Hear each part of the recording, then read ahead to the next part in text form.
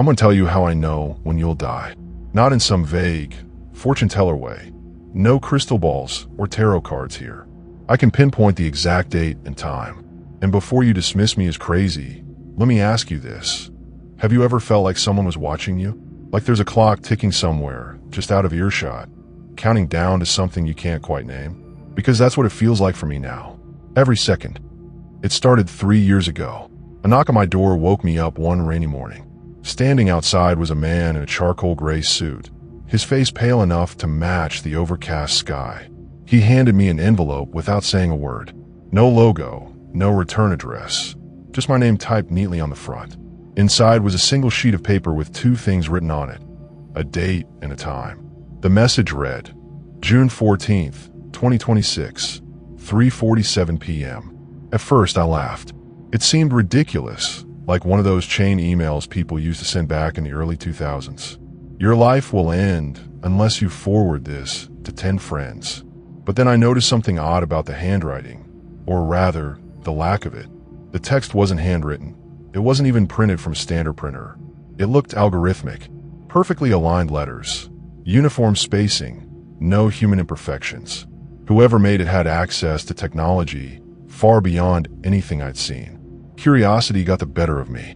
I Googled the date and found nothing unusual. A random Tuesday 5 years into the future. Still, I couldn't shake the feeling that this wasn't just a prank. So I tucked the note away in a drawer and tried to forget about it. But forgetting didn't come easy. Over the next few weeks, strange coincidences began piling up. My phone would light up with missed calls from numbers I didn't recognize, only for them to disconnect the moment I answered. Once, while walking home late at night, I swear I saw someone standing under a street lamp ahead of me. But every time I blinked, they were closer, until finally, they vanished altogether. And then there were the dreams. They always followed the same pattern. I'd find myself standing in a room filled with clocks, grandfather clocks, digital alarms, pocket watches, all ticking in perfect unison. At the center of the room sat a desk with a laptop glowing softly. On its screen, a countdown timer ticked away silently. When I woke up, I could never remember the final number, but I knew it matched the date on the slip of paper.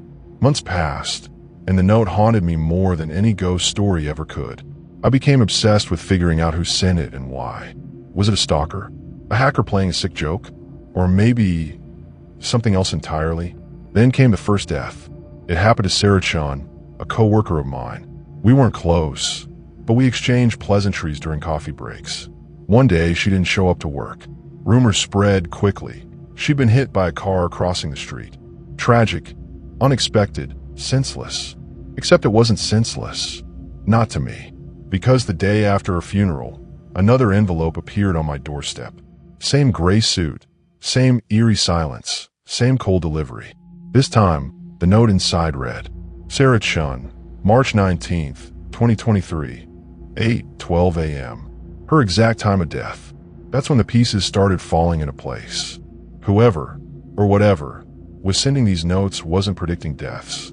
They were announcing them, declaring them like appointments scheduled months, sometimes years, in advance. And somehow, impossibly, they were always right. Now, imagine living with that knowledge. Knowing not just your own expiration date, but everyone else's too. Friends, family, strangers, it didn't matter. All it took was seeing their name paired with a timestamp, and I knew they were already gone. Dead men walking, oblivious to the countdown ticking away inside my head. You might think I'd use this power for good, to warn people, to save lives. But trust me, I tried. After Sarah, I tracked down the next person on the list. His name was Marcus Hale, a mechanic who lived 30 minutes away. I showed up at his shop 2 days before his supposed death, waving the note like a lunatic. You're going to die, I told him. On April 3rd at 11:56 p.m. He laughed in my face, called me insane.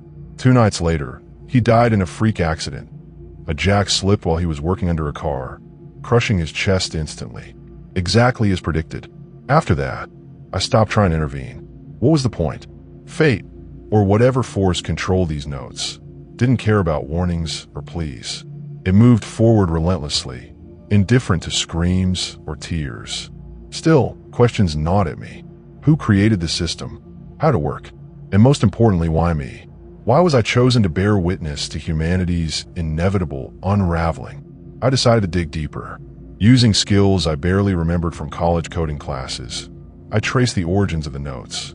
Each one carried microscopic traces of metadata embedded within the ink itself. Following the trail led me to a website, an unassuming page with a single input box and a button labeled Submit. Beneath it, a short instruction: enter your query. My hands trembled as I typed in my question. Who are you? The response came instantly, flashing across the screen in stark white letters against black. We are Topick. We calculate endings so you don't have to. Before I could react, the page refreshed, revealing a new prompt. Would you like to see your full timeline? I hesitated. Did I really want to know everything? The highs, the lows, the moments that defined me leading up to June 14th, 2026? Something deep inside whispered yes. Maybe understanding my fate would give me control over it. Or maybe I just wanted answers, no matter how painful. So I clicked yes. What happened next changed everything. The screen flickered, and for a moment, I thought the website had crashed. But then rows of data began scrolling down the page, faster than I could read. Dates, times, locations. They blurred together in an overwhelming cascade of information. At first glance, it looked like a calendar app on steroids. But as my eyes adjusted, patterns emerged. There were mundane entries. April 12th, 2024, buy groceries. Or September 5th, 2025, attend friend's wedding. These seemed harmless enough, almost comforting in their normalcy. But interspersed among them were darker lines. November 3rd, 2024, lose job due to company downsizing.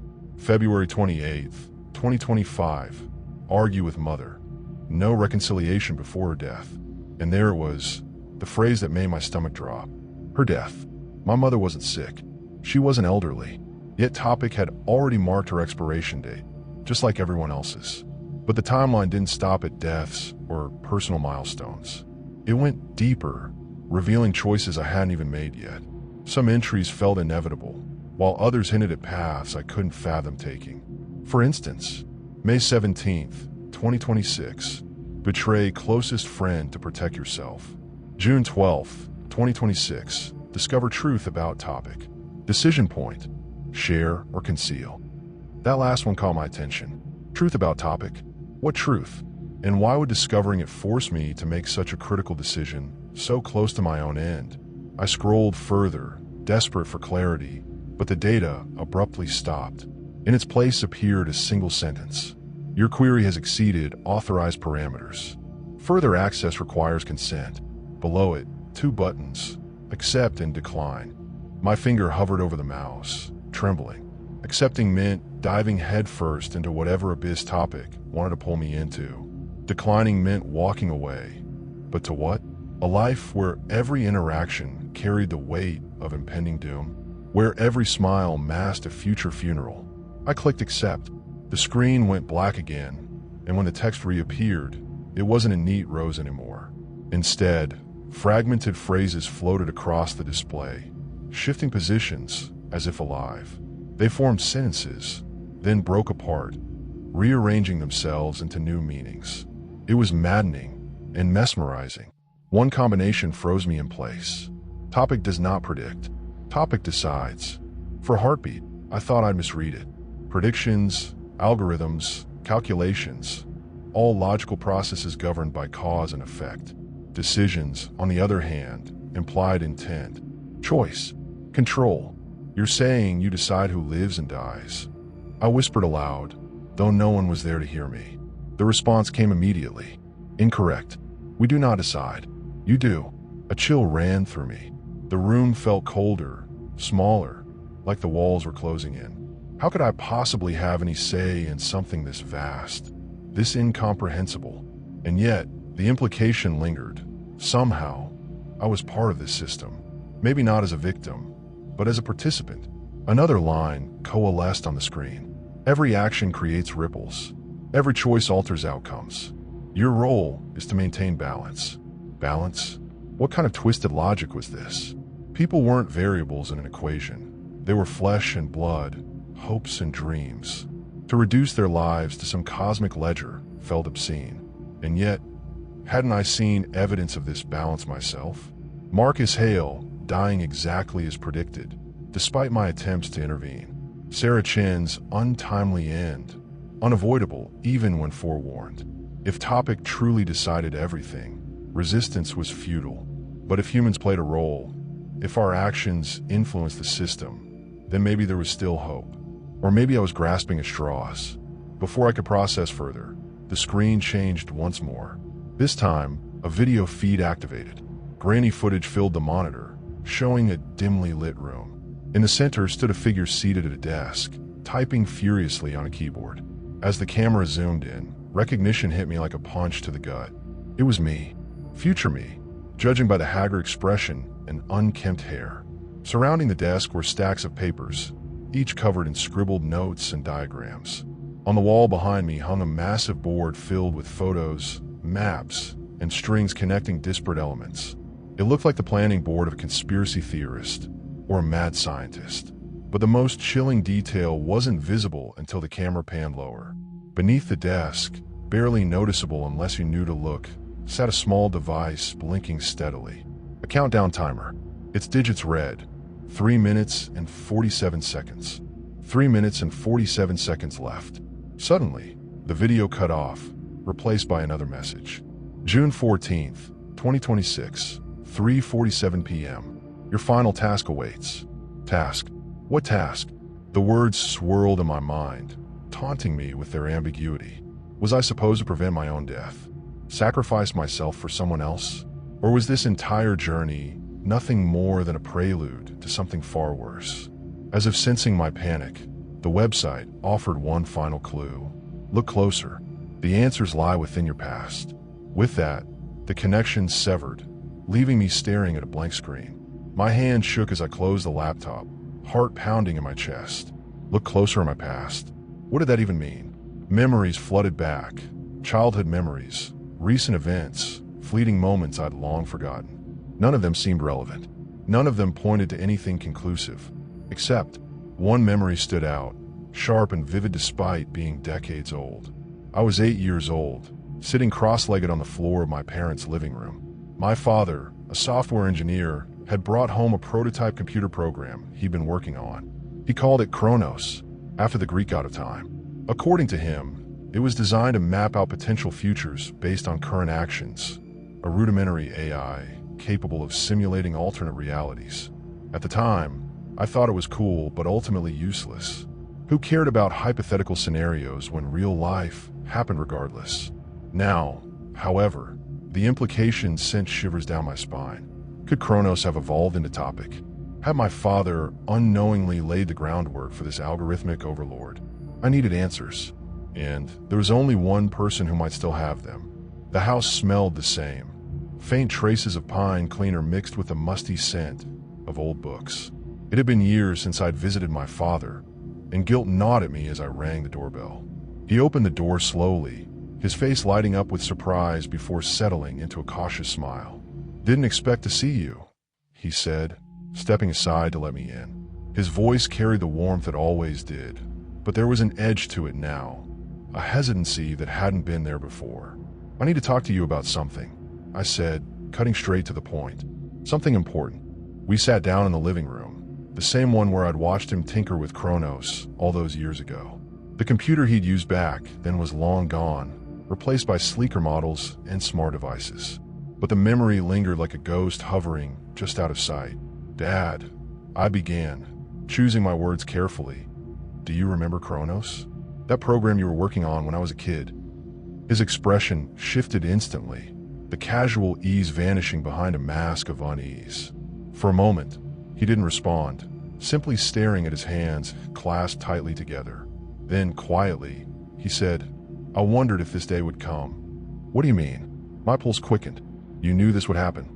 He sighed, running a hand through his thinning gray hair. "Chronos wasn't just a hobby project, okay? It was ambitious.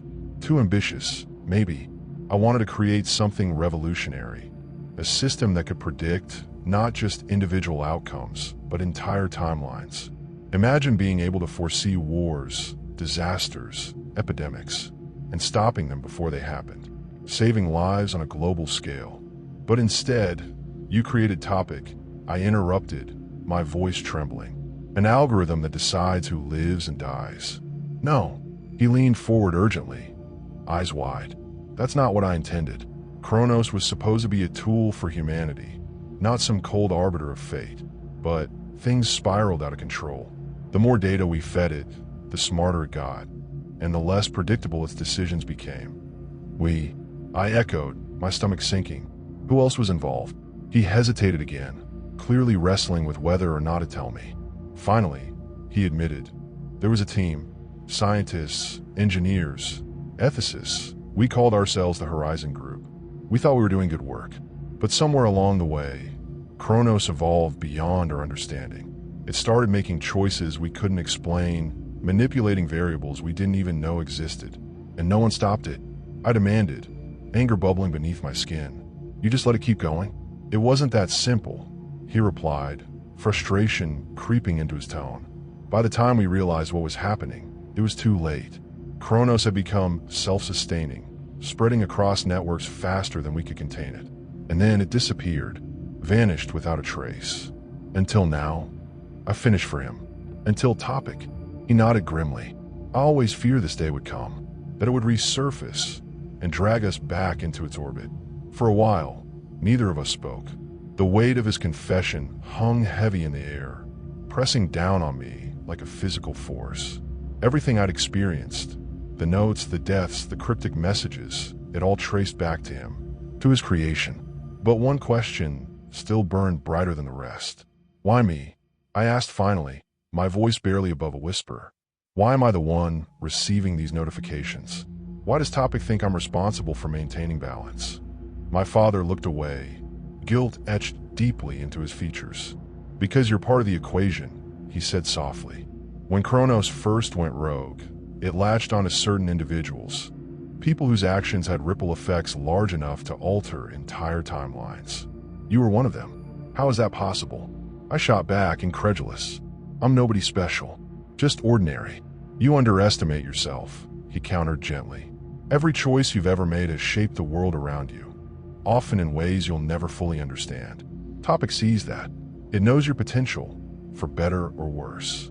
His words sent a chill racing down my spine. Potential.